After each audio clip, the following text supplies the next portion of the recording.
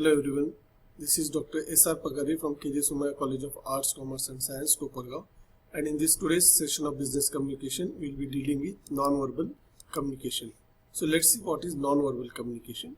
Non-verbal communication is the transfer of information through the use of body language, including eye contact, facial expressions, gestures and more. Non-verbal communication occurs without using any oral or written word. Instead of written or oral word, it relies on various non-verbal cues like physical movements, tasks, colors, signs, symbols, signals, charts, etc. to express feelings, attitudes or information. Although no word is used in non-verbal communication, it can effectively communicate many human feelings more accurately than verbal methods of communication. These are the kinesics of non-verbal communication: body language, facial expressions, eye contact, gesture, head, body shape and posture, appearance, silence, smile, touch and humor. Now let's see the merits of non-verbal communication. The first one is reliability. Non-verbal communication is known for its reliability. The body language or gestures clearly show what the speaker is thinking about. One can easily understand the speaker's emotions by his facial expressions. Second, quickness. Messages are conveyed quickly to others by using non-verbal form of communication. Quickness is useful from both the sender's and receiver's point of view. Third, economical communication. Low expenditure is involved in conveying messages in this form of non-verbal communication. Due to economy, all business units that use non-verbal communication are benefited. Fourth, accurate understanding. Managers of a business firm can easily and accurately make the customers and the employees understand their message and also can receive the messages in the same way. This makes the way for better understanding between the two sides. Fifth merit, enhancement of oral communication. The receiver may fail to understand oral communication if it is not combined with some non-verbal communication, hence it becomes useful. It is useful for illiterates. It is easy for illiterate people to communicate with the help of non-verbal communication. Seventh merit, non-verbal communication is a natural way of communication and hence it is a necessary adjunct to communication. Eighth merit, communicating with the handicapped people. Non-verbal cues of communication greatly help in communicating with the handicapped people. For example, the language of communication with the deaf depends on the movements of the hands, fingers and eyeballs.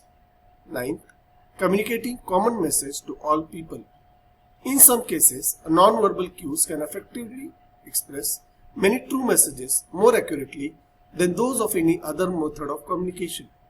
For example, the use of red, yellow and green lights and the use of various signs in controlling vehicles on the roads. 10th merit, information regarding the sender of the written message. The format, neatness, language and the appearance of the envelope used in the written message send a non-verbal message regarding the writer's taste, choice, level of education, etc. Now let's also see the demerits or limitations of non-verbal communication. First, lack of secrecy. In this form of communication, one's expressions and gestures are seen by other persons too, apart from the person to whom the message was conveyed. Therefore, this form of communication lacks secrecy. Second, misrepresentation. Sometimes receivers of the message do not understand the message.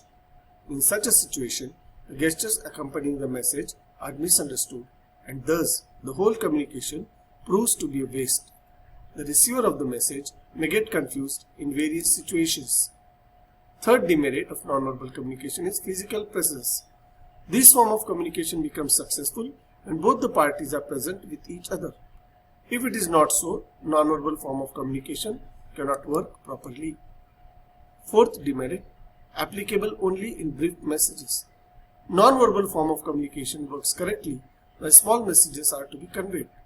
But when messages are long and detailed one, this form of communication cannot succeed.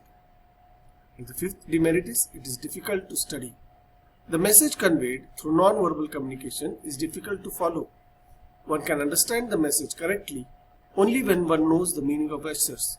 Therefore, it is more difficult to study this form of communication. The meaning of gestures generally changes according to the place and situation.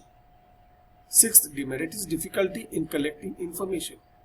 Messages conveyed by this form of communication are in the form of gestures or body language. but messages pertaining to past events cannot be conveyed. Therefore, the right amount of information is hard to collect for future record, and there is a lack of record of information given in the past in the non-verbal type of communication.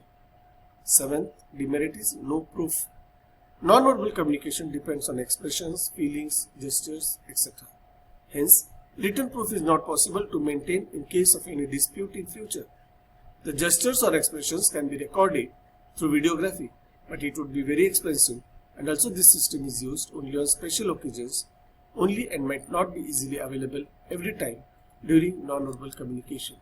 So in today's session of non-verbal communication, we have studied the definition of non-verbal communication, importance of non-verbal communication, merits and demerits of non-verbal